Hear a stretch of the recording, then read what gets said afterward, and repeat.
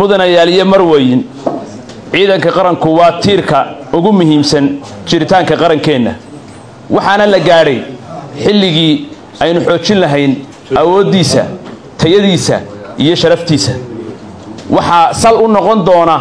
hogaamintayda muddada aan xilka hayo cadaalad wada tashi iyo isku wadid waayeelka iyo dhalinyarada ciidanka qaranka Jamhuuriyadda Soomaaliland warwar kama qabo inaynu dhisi doono ciidan tayo leh haddii aynu isku darno waayo aragnimada iyo aqoonta dhalinyarada ciidanka qaranka Jamhuuriyadda Soomaaliland qorshe hadal badan iima yaalo waxaan taaban doonaa qorshayaasha dhow ee aynu ka leenahay ciidanka qaranka Jamhuuriyadda Soomaaliland sida ku cad siyaasadda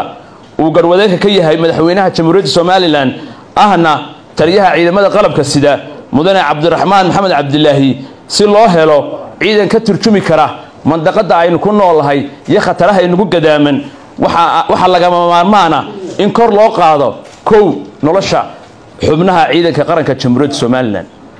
waxa tiirka ugu weyn u noqon doona in la dhiso dadka in badan baynu Soomaaliland soo dhisnay dhismayaal muqalab laakiin maanta waa in loo guntadaa in la dhiso shakhsiga markaynu shakhsiga dhisno ayay dhismayaa ciidanka qaranka Jamhuuriyadda Soomaaliland waxaynu adkeyn doonaa discipliinka ciidanka qaranka Jamhuuriyadda Soomaaliland waxaynu casriyeyn doonaa inta awoodeenu gaarsiino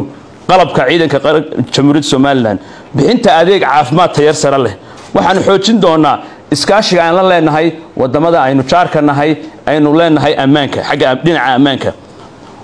inta aanu xilka hayno waxaanu diyaarin doonaa habraacyada kala duwan ee maamulka lagu hufayo si loo helo maamul hufan oo ay ka mid tahay maamulada hawlgallada maamulka lacagta iibka shaqaalaysiinta iyo tababarada waxaanu insha Allah si degdeg ah u fulin doonaa amarkii madaxweynaha Jamhuuriyadda Soomaaliland ee ahaa in ciidanka qaranka lagu tiro koobo muddo kooban si loo helo tiro sugan oo hawlgali karta taasi waxay faa'iido u yeelan doontaa maamulka hufan iyo dib u dhiska ciidanka qaranka Jamhuuriyadda Soomaaliland iyadoo loo kala saari doono ciidanka qaranka maxaa hawlgali kara maxaan hawlgali karin taasi waxay u sahli doontaa ciidanka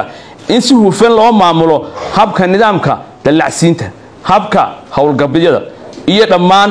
wixii maamul ee ku tacalluqa ciidanka taasna insha Allah sida ugu dhaqsaha badan ajandayaga ugu horeeya wuxuu noqon doonaa inaanu fulino amarkaas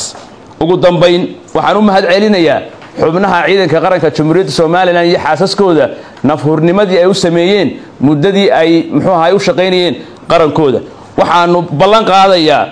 aniga oo ka wakiila madaxweynihii Jamhuuriyadda Soomaaliland ahna taliyaha ciidamada qalabka sida in la daryeeli doono oo qaranku mudnaan gaar ah siin doono dhammaan xubnaha ciidanka qaranka iyo xaasaskoodaba intii awoodda qaranku uu noqdo. Assalaamu calaykum wa rahmatullaahi wa barakaatuh.